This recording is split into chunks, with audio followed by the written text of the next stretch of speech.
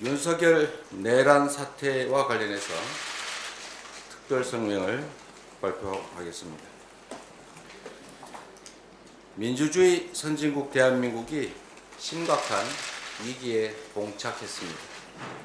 무엇보다 충격적인 것은 이 모든 문제가 바로 윤석열 대통령으로부터 시작됐다는 것입니다. 대통령의 위헌적이고 불법적인 계엄 선포 때문에 대한민국은 하루아침에 혼란과 공포에 빠져들었습니다. 정치는 물론 민생, 경제, 외교, 통상, 안보, 그리고 민주주의, 국격까지 심각하게 훼손됐습니다.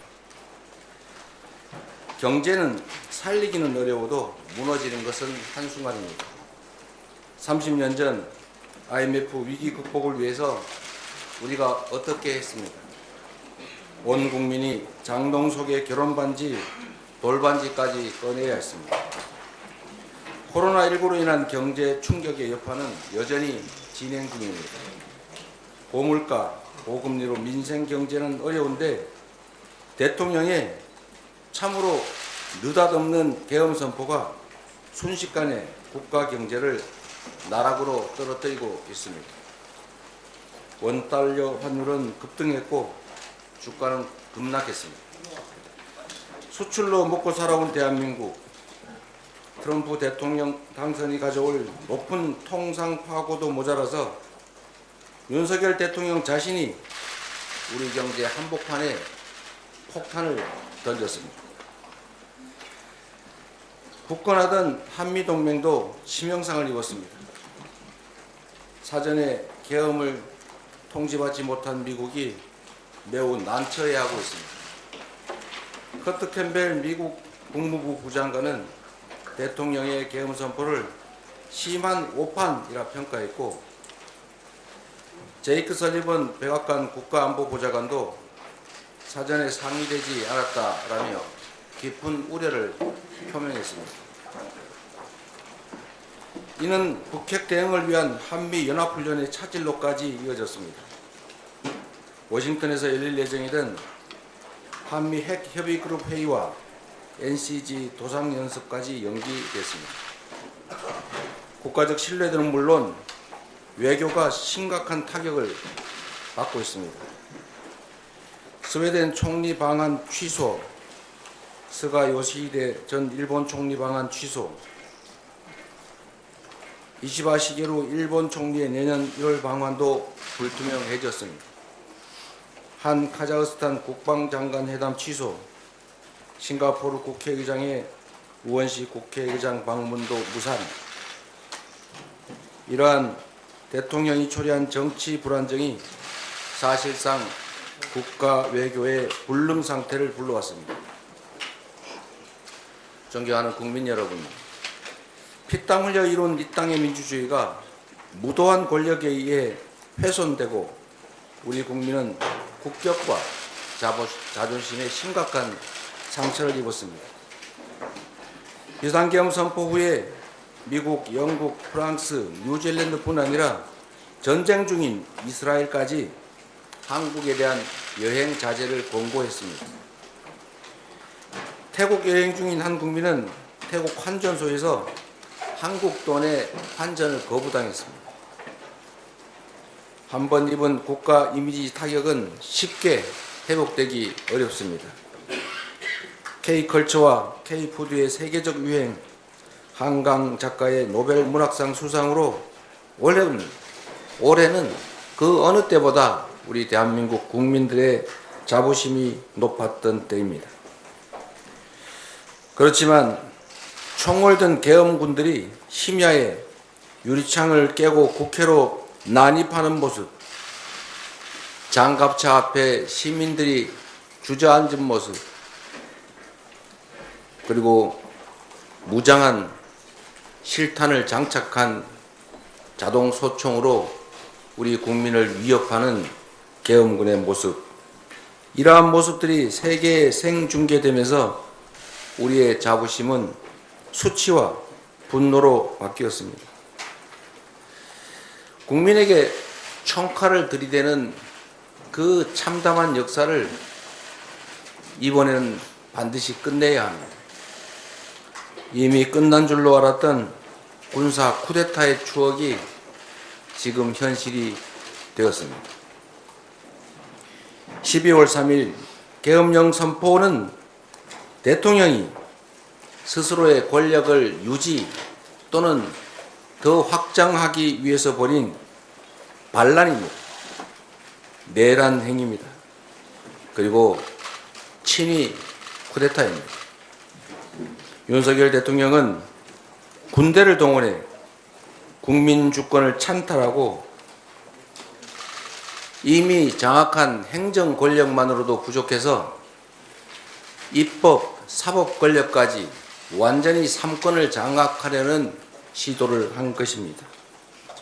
민주주의 헌정 질서를 자신의 사적 이익, 권력 강화 유지를 위해서 남용한 명백한 국가 내란 범죄의 수괴입니다. 계엄 포고령에 처단한다라고 적시한 대상은 바로 우리의 적이 아닌 대한민국의 주권자, 주인 국민이었습니다. 위헌, 불법행위로 주권자의 생명을 위협한 대통령에게 한순간이라도 국정 운영을 맡길 수 없습니다.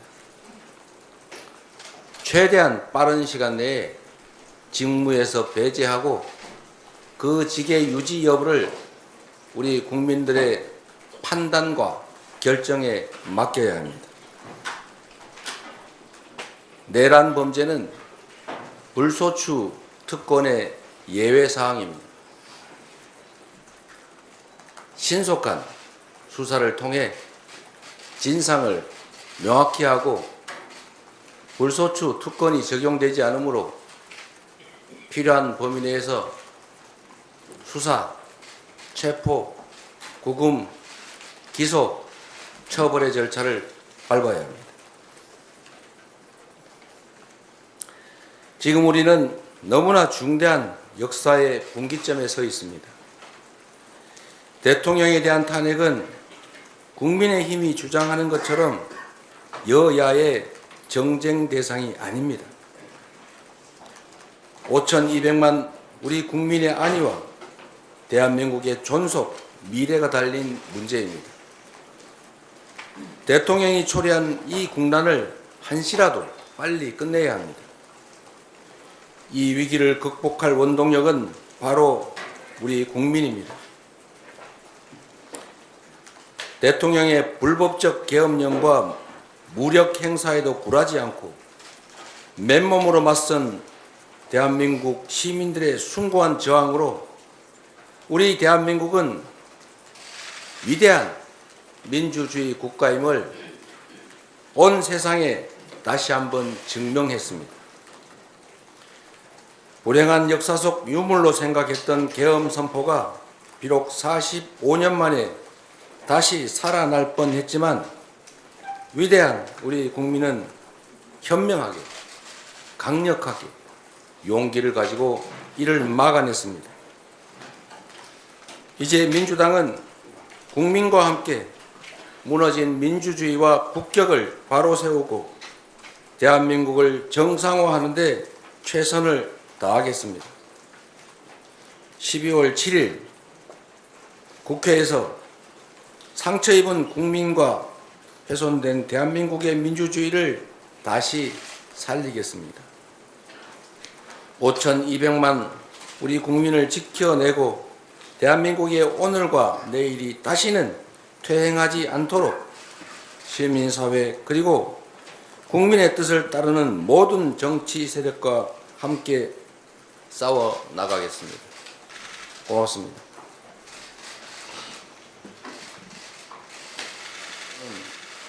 그들을 지지 지원하는 행위입니다. 매우 아쉽게 생각했는데 한동훈 대표께서 직무정지에 동의한다고 말씀하셨다고 하니 늦었지만 참으로 다행스럽게 생각합니다. 한편으로 걱정되는 것은 과연 국민의힘 당 대표로서 하신 말씀인지 아니면 원외 개별 인사 입장에서 하신 말씀인지가 분명하지가 않습니다. 탄핵에 찬성한다는 말씀처럼 들리기는 하는데 언제 또 그런 뜻은 아니고 라고 말할지 모르겠습니다.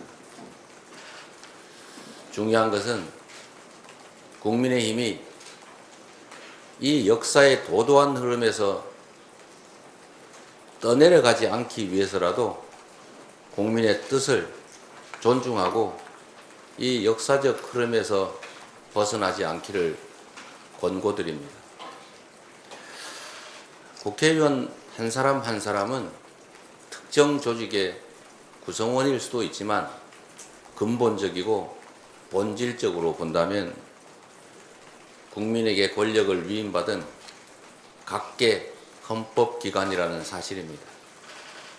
국회의원 한 사람 한 사람이 국민으로부터 위임받은 권력을 국민을 위해서 이 엄중한 시기에 제대로 행사하기를 기대합니다.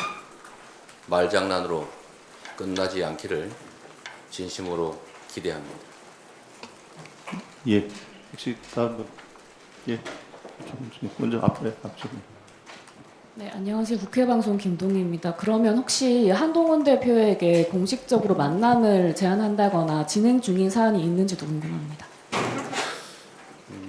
저희가 공개하지는 않지만 제가 직접 전화를 드리기도 하고 또 우리 비서실장을 통해서 만남을 여러 차례 요청드렸는데 제 전화에는 답이 없고 우리 비서실장의 요청에 대해서도 특별한 진척이 있다는 보고를 받지 못했습니다.